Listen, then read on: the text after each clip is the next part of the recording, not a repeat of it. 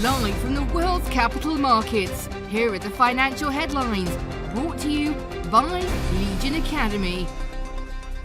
Hello and welcome to Tuesday's Daily Financial Digest. After the conclusion of the Ethereum upgrade, the value of numerous sought-after GPUs has dropped quite drastically.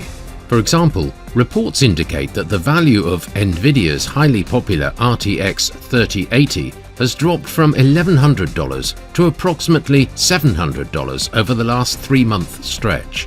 Saudi Aramco has told at least 7 customers in Asia that they will receive full contract volumes of crude oil in November, ahead of the peak winter season, several sources with knowledge of the matter said.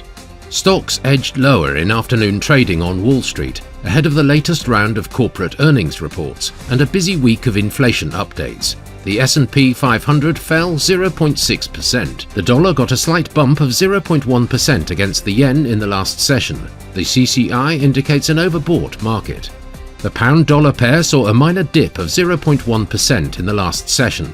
The ultimate oscillator's positive signal contradicts our overall technical analysis.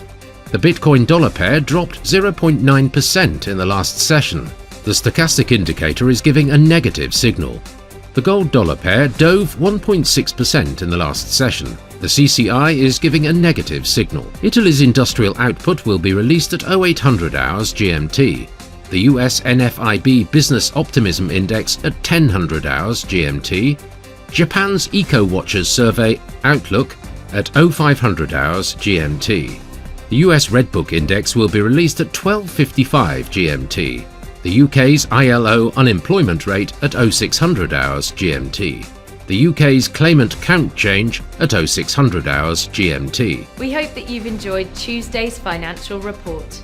On behalf of all of us here, we wish you a productive trading day. Be sure to join us tomorrow morning for the latest news and events from the financial markets.